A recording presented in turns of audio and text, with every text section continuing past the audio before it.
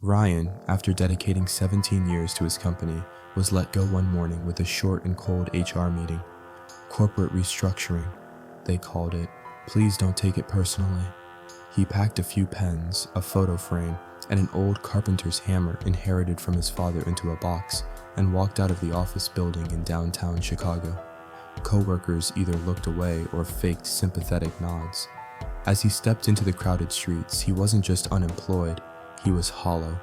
His feet carried him instinctively to the place where it all began, his late father's woodworking shop on the outskirts of Evanston. The shop had long stood still in time. Dust coated the shelves, old saws hung untouched, and the smell of dry timber lingered. When he opened the creaky door, it felt like stepping back into a forgotten memory. Over the next few days, Ryan swept, cleaned, and fixed machines. Starting up the old lathe felt like restarting his father's heartbeat. The first hum of the sander filled the place with both noise and nostalgia. In the nearby neighborhood, an elderly woman heard Ryan was back. Her coffee table was broken. "How much do you charge, dear?" she asked. "It's my first job," Ryan smiled. "It's not about money, it's about intention." He fixed it, polished it, and returned it. She touched his hand and said, "Men like you are rare these days." That night, he wrote in his notebook, "One table stood up today. Maybe I can too." The next day, he messaged 3 former colleagues, Lena, James, and Abby. There's sawdust, coffee, and silence. Come. Lena was first to arrive, sketchbook in hand. James followed, rolling up his sleeves. Abby walked in with teary eyes. No plan was made, just one question: want to start over? Their first volunteer project was to refurbish the furniture at the local library in Oak Park. Lena designed, James made the supply list. Abby contacted the manager. 2 weeks later, shelves, reading tables, and children's areas were delivered. On handover day, the library manager said, "You didn't just bring wood, you brought dignity." Every morning after, someone opened the workshop at 7 a.m. The kettle boiled, machines roared to life. They weren't just crafting wood anymore, they were rebuilding lives, fire and framework. Late one night, a knock at the workshop door. Ryan opened it to see his old friend Eric. Without a word, Eric entered, sat down, and pulled out a USB. "Internal documents," he whispered. "Old company emails, unethical deals, client manipulation. I can't stay there anymore." Ryan took the drive and replied, "This isn't ammunition, it's a compass." From then, everything accelerated. James created strategy. Lena refined her design language. Abby restructured client communications. They laid the invisible bricks of a new system. Opportunity came knocking. A growing cafe chain in Minneapolis needed custom interiors for 7 new branches. A big job, but they weren't even legally a company yet. "Can we do this?" Ryan asked. "Who else if not us?" Lena said. James laughed. "We've lost before. We're used to it."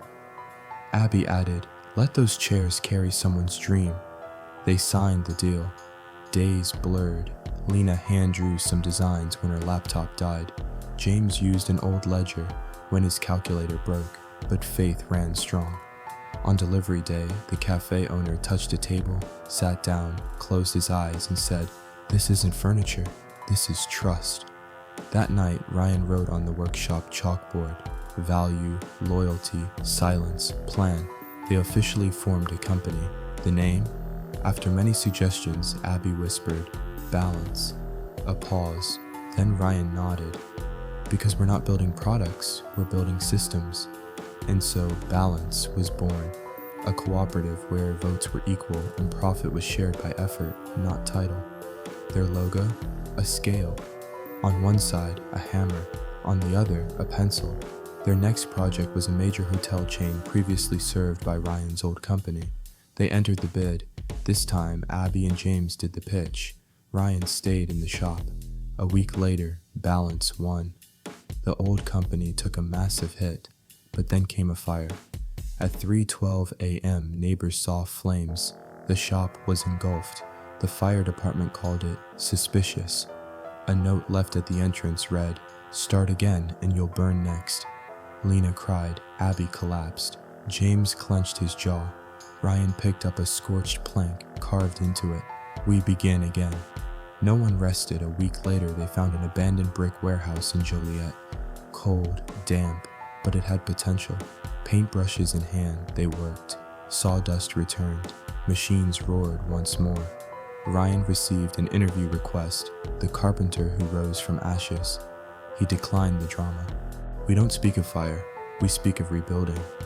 From ruins to silence. Balance became a case study in ethics courses across universities.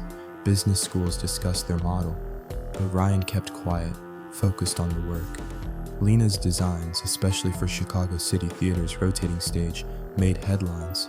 James built a revolutionary fair pay model. Eric now helped audit small businesses for free. Then came the offer. A European investor offered $15 million. We'll handle the business. You just produce. Ryan said nothing in the meeting. Later, he brought them all to a room. Inside stood their first table. Not for sale, he said. This table holds our burden, patience, and faith, and you can't sell soul. They rejected the offer. One morning, Ryan's old boss showed up. You won, he said. How? Ryan pointed at a chair. The man sat. I chased the wrong dream. Luxury, speed, market share. You chose the right pain. Ryan grabbed a wrench, tightened a screw on the chair, and whispered, You built a business. We built a structure. One made of trust, not anger, not revenge. Silence. On New Year's Eve, the team gathered. Ryan handed out wooden plaques, each engraved with a name and a word. Lena, balance. James, justice. Abby, hope. Eric, courage. His own said, silence. Because the loudest answer is often nothing at all. That night, they hung a sign above the workshop. We begin again. The next morning, Ryan turned on his father's old radio. The song playing was his childhood favorite.